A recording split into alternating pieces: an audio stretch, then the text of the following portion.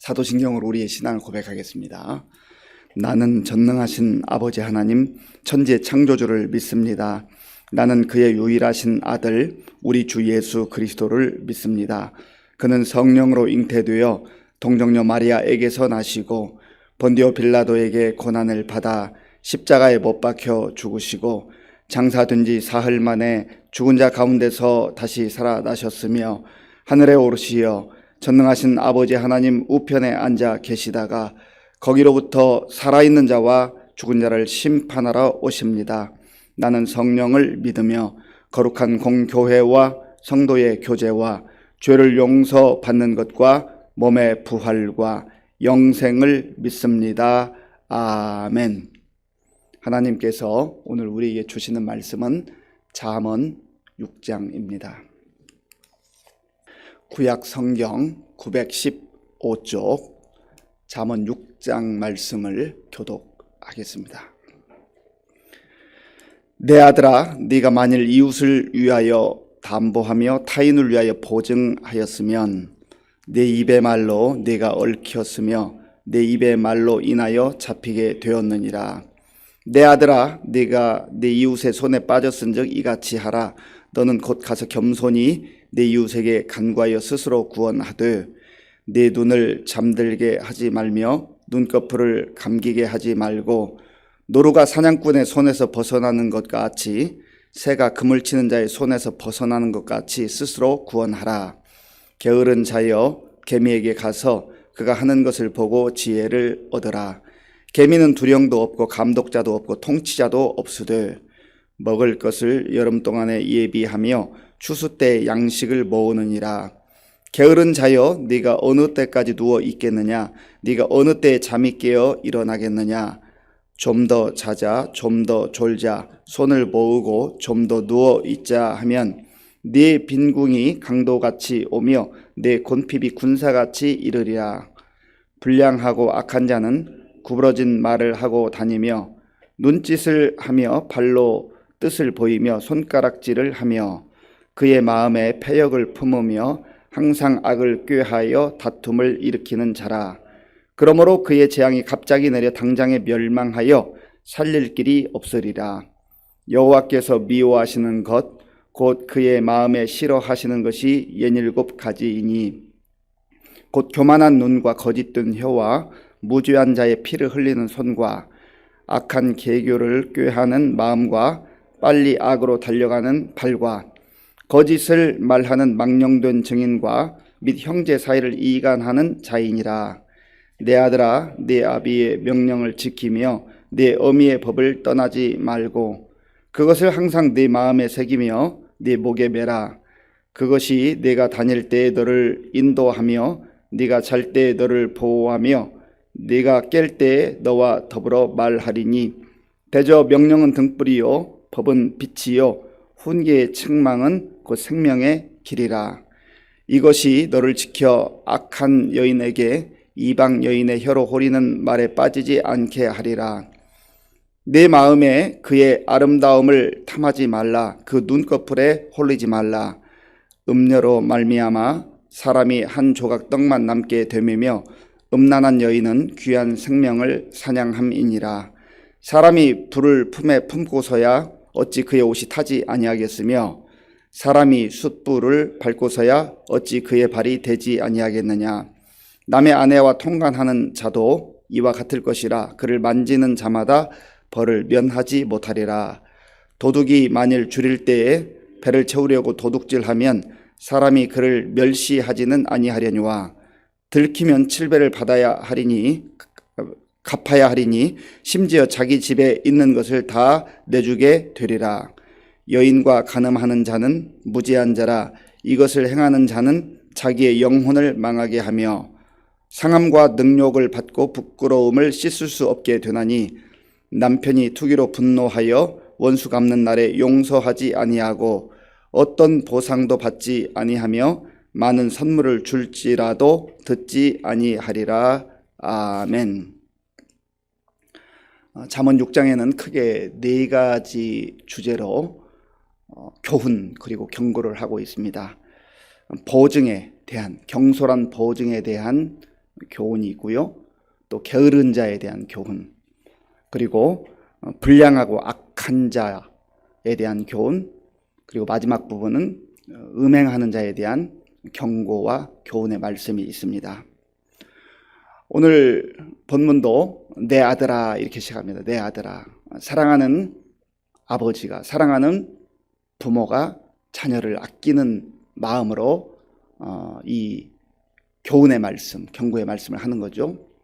1차적으로는 솔로몬이 자녀에게 주는 그런 말이지만, 그러나 하나님께서 사랑하는 자녀들에게 주시는 말씀입니다. 그러니까 오늘 저와 여러분에게 주시는 말씀이라고 그렇게 받아야 하는 것입니다. 1절 말씀, 2절 말씀, 1절과 2절을 함께 읽겠습니다. 내 아들아, 네가 만일 이웃을 위하여 담보하며 타인을 위하여 보증하였으면 네 입의 말로 네가 얽혔으며 내 입의 말로 인하여 잡히게 되었느니라. 아멘. 담보하는 문제, 보증하는 문제에 대해서 하나님께서는 성경을 통해서 금하고 있습니다. 참 쉽지 않은 문제입니다. 왜냐하면 우리가 사회생활 속에서 인간 관계를 형성하고 살아가기 때문에 보증하는 것 쉽지 않습니다. 그러나 원칙적으로 하나님께서 보증하는 것을 금하십니다. 왜냐하면 보증한다고 하는 것은 엄밀한 의미에서 내가 책임을 진다는 그런 의미 아니겠습니까? 사람이 어디까지 책임을 질 수 있겠습니까? 책임을 질 수 있는 분은 사실 하나님밖에 없습니다. 우리가 돕는 것, 구제하는 것은 성경에서 얼마든지 강조하고 있습니다. 그래서 하나님께서 보증하지 말라고 하는 그 이유가 무엇인가? 경솔한 보증에 대해서 오늘 말씀하시는데 2절에 그 이유가 있습니다. 2절을 제가 한번 읽어보겠습니다. 내 입의 말로 내가 얽혔으며 내 입의 말로 인하여 잡히게 되었느니라. 아멘. 여기 얽혔다라고 하는 이 단어는 야코시라고 하는 단어인데요. 미끼를 물다라는 뜻이 있어요. 미끼를 물다. 그리고 덫에 걸리다라는 뜻이 있습니다. 물고기가 이 미끼를 물면 어떻게 되겠습니까? 생명을 잃는 거 아니겠어요? 그리고 덫에 걸리게 되면 큰 문제가 발생하는 것이죠. 고통이 따라오고 그리고 마침내는 생명을 잃게 된다고 하는 것입니다. 이 보증을 하나님께서 금하는 이유를 우리 주변에서 보면 피부로 절감할 수 있습니다. 보증으로 인하여서 돈도 잃어버리고 또 인간관계도 깨지는 그런 경우가 참 많이 있습니다. 구제를 하거나 돕는 것은 관계가 깨어지는 것을 방지합니다. 그러나 보증을 하게 되는 경우는 문제는 사람도 잃어버리고 또 물질도 잃어버리는 경우가 너무 많다는 거예요. 그리고 그 후유증이 너무너무 크다고 하는 사실입니다. 보증한 그 사람과 그 사람 1대1의 관계로만 끝나는 경우가 그렇게 많지 않습니다. 오히려 더 많은 경우는 가정에 문제가 생기기도 하고 가정이 깨어지는 그런 아픔을 겪기도 합니다. 그래서 하나님께서 그것을 금하라고 말씀하시는 것입니다. 3절 말씀 제가 읽어보겠습니다. 내 아들아 네가 내 이웃의 손에 빠졌은즉 이같이 하라. 너는 곧 가서 겸손히 내 이웃에게 간구하여 스스로 구원하되. 혹 보증을 했다 할지라도 빨리 깨닫고 겸손한 마음으로 낮은 자세로 가서 이 문제를 해결하라는 거예요. 하나님께서는 이렇게 말씀하셔요. 그리고 4절에서는 네 눈을 잠들게 하지 말며 눈꺼풀을 감기게 하지 말고. 지금 잠을 잘 만한 여유가 없다는 거예요. 큰 화가 닥친다고 하는 것입니다. 그리고 또 다른 측면에서는 이 보증 문제로 인하여서 내가 평안하게 쉼을 가질 수가 없고 평안한 잠을 자기가 어렵다는 것입니다. 그래서 이 문제를 속히 해결해야 한다. 5절에서도 같은 말씀을 하는데요. 자, 우리 5절을 같이 읽어보겠습니다. 노루가 사냥꾼의 손에서 벗어나는 것 같이 새가 그물 치는 자의 손에서 벗어나는 것 같이 스스로 구원하라. 아멘. 노루가 사냥꾼 그 앞에 있으면 지금 죽음 직전에 있는 거 아니겠어요? 그래서 거기서 벗어나는 것 같은 그런 심정으로 이 문제가 해결돼야 된다. 그러니까 보증을 하지 않는 것이 가장 기본적 원칙이지만 혹 순간적 판단착오로 보증을 했다 할지라도 경솔하게 행했다 할지라도 이 문제를 해결하는 것이 중요하다라는 것을 말씀하고 있습니다.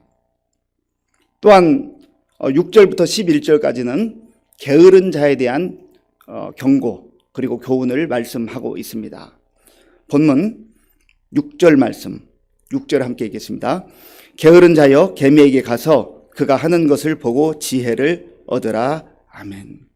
게으른 자, 하나님께서는 게으른 자를 싫어하세요. 왜냐하면 하나님의 속성 가운데 부지런함이 있거든요. 열심히 일하시는 하나님. 그래서 예수님께서도 아버지께서 일하시니 나도 일한다 그렇게 말씀하셨어요. 일하는 자에게, 부지런하게 일하는 자에게 진정한 평안도 있고 쉼도 있는 거 아니겠어요? 안식의 의미가 그런 거 아니겠어요? 하나님께서도 말씀으로 천지를 창조하시고 안식하셨어요. 하나님은 사실 피곤하거나 또 쉼이 필요한 분이 아니에요. 전능하신 하나님이기 때문에 그 쉼이 하나님에게 필요하지 않습니다. 그러나 이 안식을 하신 이유는, 안식을 허락하신 이유는 바로 저와 여러분들을 위해서, 사람들을 위해서, 또 자연을 위해서 안식하라고 말씀하시는 것이죠. 그런데 오늘 본문에서는 게으른 자에게 개미에게 가서 지혜를 배우라 그렇게 말씀합니다. 개미는 사람의 입장에서 보면 미물에 불과하지요. 그러나 이 개미는 누가 시키지 않는 것 같은데도 오늘 여기 말씀해 보면 두령도 없고 감독자도 없고 통치자도 없는데 힘을 모아가지고 열심히 일한다는 거예요. 부지런하게 일한다는 거예요.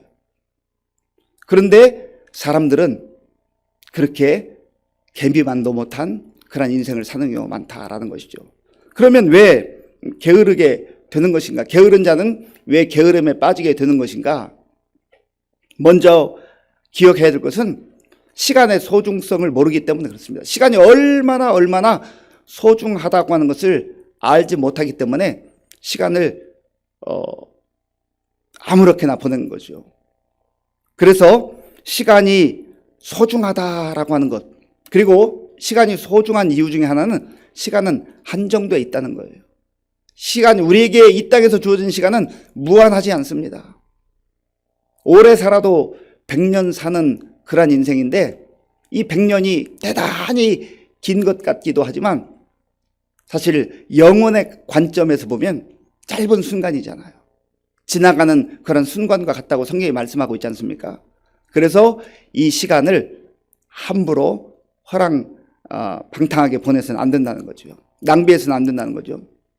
시간의 소중성에 대해서 잘 알지 못하다가 정말 이 시간이 너무나 소중하구나 하는 것을 느끼게 되는 경우는 크게 보면 두 가지입니다. 하나는 질병으로 인해서 시한부 선고를 받은 그 환자의 입장에서 보면 내 인생이 그래도 아직 많이 남았을 거라고 생각했는데 어느 날 갑자기 시한부 선고를 받으면 아마 뒤통수를 망치로 얻어맞은 것 같은 그러한 느낌 가운데 들지 않겠어요? 그러니까 정말로 그때 나에게 남은 시간이 얼마 남지 않았구나. 그러면서 시간을 허투루 사용하지 않습니다. 복잡했던 거 다 정리하죠. 그리고 본질에만, 정말 중요한 것에만 집중하는 단순함의 삶으로 그렇게 바뀌게 된다는 거예요. 그런데 질병으로 인하여서 시한부 선고를 받은 분만 제한된 시간을 사나요? 저와 여러분들도 사실 엄밀한 의미에서 다 시한부 인생을 사는 사람들입니다. 그래서 우리에게 지혜가 필요한 이유가 여기 있어요. 지혜롭다고 하는 것은 나에게 주어진 시간이 한정돼 있다. 이 시간은 참으로 빠르게 지나간다.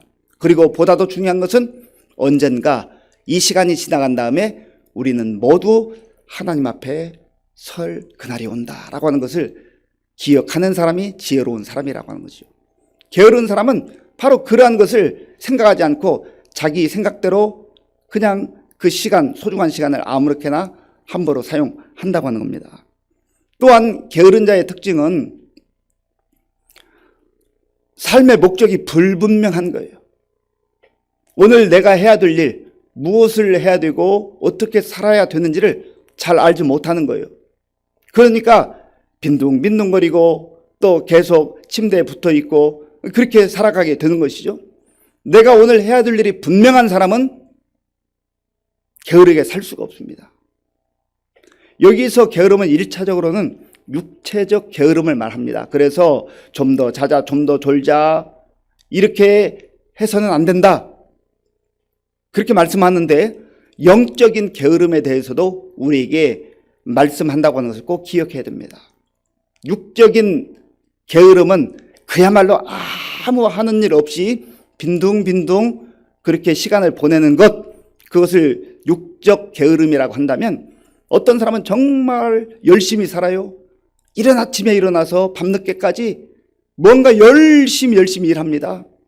그런데 영적 게으름이라고 하는 건 뭐냐면 하나님께서 원하시는 그 뜻과 상관없이 하나님의 말씀과 상관없이 자기 생각대로 자기 뜻대로 부지런히 사는 사람은 자기는 그것으로 인해서 만족할지 모르지만 영적인 의미에서는 아무리 열심히 사는 것 같아도 그 게으른 사람이라는 거예요. 그런 의미에서 저와 여러분들이 날마다 하나님의 말씀을 통하여서 내 삶의 내용을 잘 비추어 보고 나는 육적으로 뿐만 아니라 영적으로 게으른 사람인가 아니면 부지런한 사람인가 하는 것을 잘 살펴봐야 한다는 것이죠.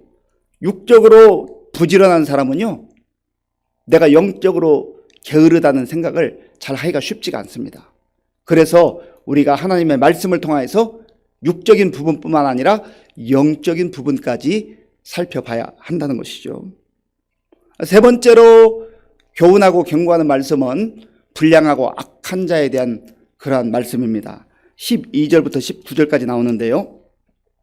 먼저 12절 말씀 같이 읽어보겠습니다. 12절. 불량하고 악한 자는 구부러진 말을 하고 다니며, 아멘. 불량하고 악한 자.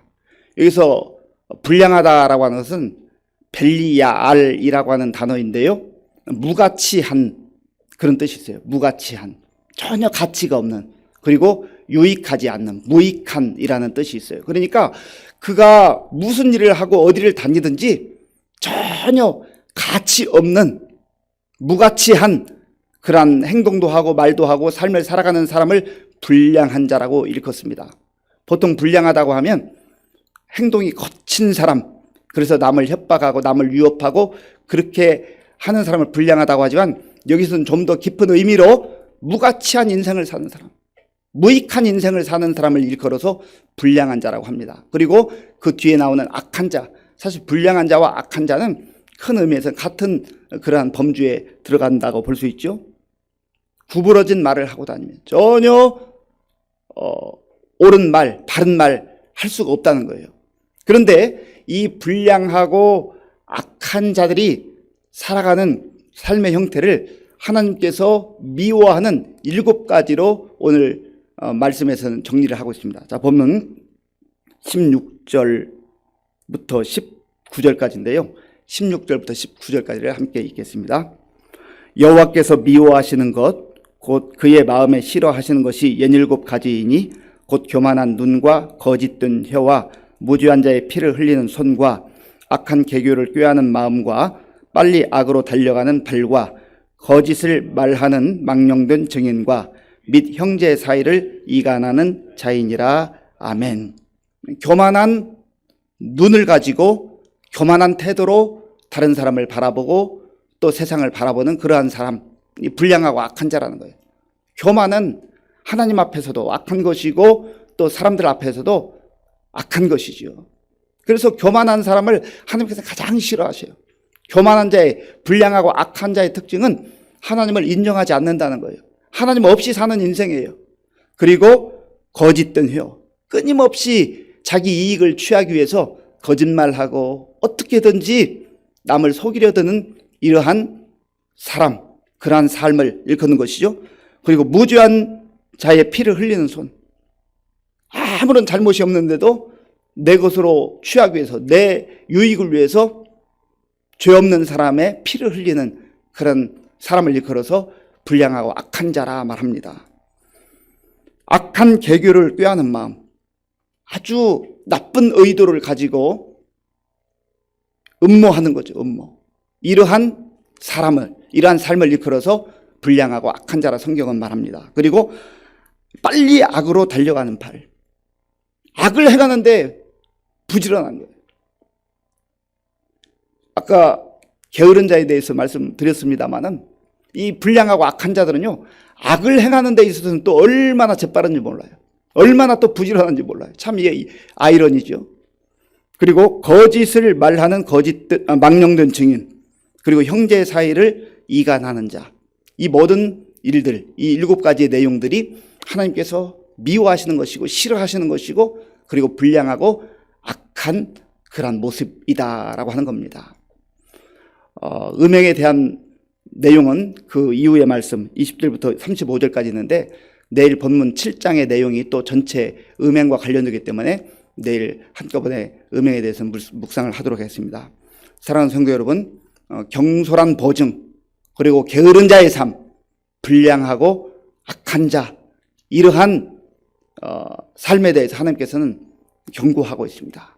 사랑의 마음으로 경고하고 계세요. 우리가 이 말씀을 우리의 삶에 잘 비추어 보고 적용하셔서 경솔하게 살지 않고 신중하게 하나님의 말씀 따라 살아갈 수 있기를 바랍니다. 또한 게으르지 말고, 육적으로 뿐만 아니라 영적으로 게으르지 말고 하나님 뜻에 합당한 그러한 삶을 살아가는 지혜로운 자가 될 수 있도록 위해서 기도하시고, 또 불량하고 악한 자들의 특징은 하나님과 상관없이 사는 자기의 유익과 이익만을 추구하는 인생이라고 했습니다. 그런데 이건 전혀 무가치한 거예요. 무가치한 것. 그래서 오늘 이 말씀을 우리 마음에 깊이 새기시고 하나님 허락하신 이 귀한 시간을 허랑방탕하게 보내지 않고 하나님 앞에서 지혜로운 자로 살아가는 저와 여러분들이 될 수 있기를 바랍니다. 기도하겠습니다. 아버지 하나님, 감사합니다. 오늘 잠언 6장을 통해서 우리에게 주시는 말씀을 깊이 마음에 새기게 하시고 우리의 삶 속에 구체적으로 적용할 것을 잘 적용해서 말씀을 통해서 얻는 유익, 말씀에 순종하는 자가 누리는 지혜롭고 풍성한 삶을 살아가는 우리 모두가 되게 하여 주시옵소서. 예수님의 이름으로 기도하옵나이다. 아멘. 주기도문으로 예배를 마치겠습니다. 하늘에 계신 우리 아버지, 아버지의 이름을 거룩하게 하시며 아버지의 나라가 오게 하시며 아버지의 뜻이 하늘에서와 같이 땅에서도 이루어지게 하소서. 오늘 우리에게 일용할 양식을 주시고 우리가 우리에게 잘못한 사람을 용서하여 준 것과 같이 우리 죄를 용서하여 주시고 우리를 시험에 빠지지 않게 하시고 악에서 구하소서. 나라와 권능과 영광이 영원히 아버지의 것입니다. 아멘. 오늘 하나님께서는 우리에게 경솔한 보증에 대해서 금하시는 것을 들었습니다. 우리가 다른 사람을 돕고 구제하는 일은 얼마든지 마음을 다하고 힘써서 해야 할 일입니다. 그러나 하나님 주시는 말씀을 잘 기억하시고요. 또 게으른 자, 육적으로도 게을러서 안 되고 영적으로 더구나 게을러서는 안 됩니다. 육신적으로 내가 부지런하고 자랑할 일이 아니라 영적으로도 하나님 보시기에 부지런하게 살아가고 있는가. 우리의 주어진 시간이 그렇게 생각보다 많지 않습니다. 소중하게 여기고 영적으로 육적으로 부지런한 자로 살아갈 수 있도록 또 우리가 불량하고 악한 자로 살아가지 아니하고 지혜롭게 살아갈 수 있도록 기도하시고요. 나라와 민족을 위해서 또 우리 대통령 선거 이제 하루 앞으로 다가왔는데 위해서 기도해 주시고 코로나19 극복을 위해서 기도해 주시고요.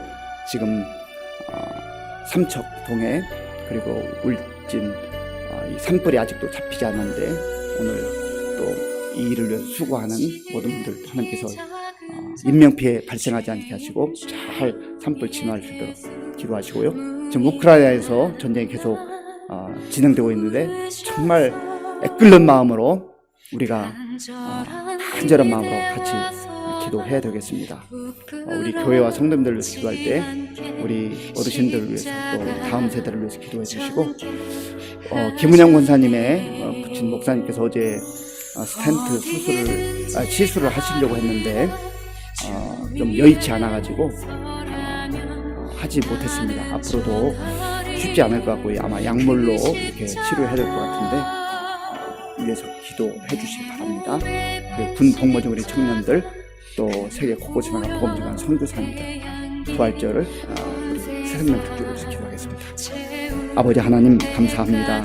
하나님께서 은혜를 베풀어 주셔서 오늘도 우리에게 새로운 날을 주시고 이 첫 시간 우리의 마음과 정성을 다해서 하나님께 예배드릴 수 있도록 인도하여 주셔서 감사합니다. 아버지 하나님 영화옵니 하나님께서 우리에게 주시는 말씀, 우리를 사랑하셔서 주시는 말씀을 마음에 깊이 새기게 하시고 말씀 따라 살아가는 우리 모든 주님을 볼 수 있도록 인도하여 주시옵소서. 하나님께서 오늘 간절하게 도전하지 말 것을 말씀하셨고 또 지혜롭게 우리가 행동할 것을 말씀해 주셨사오니 하나님께서 말씀하시는 말씀의 삶을 지켜주시옵소서. 말씀 따라 하나님 뜻 따라 살아갈 수 있도록 도와주시옵소서. 정말로 책임질 수 있는 모든 하나님의 없음을 알게 하시고 하나님께 맡기고 살고 왕님 주변에 우리가 또 구제하는 일은 실수할 수 있도록 하나님께서 주시기를 바랍니다. 아버지 하나님, 결혼에 대해서 말씀해 주셨습니다. 하나님 아버지, 육적으로도 결혼, 영적으로도 결혼, 얼마나 많은 게 아십니까? 하나님께서 우리가 가진 이 시간, 아버지 이 땅에서는 영원한 시간입니다. 아버지 하나님 이 땅에서는 상대적인 시간이 이 시간에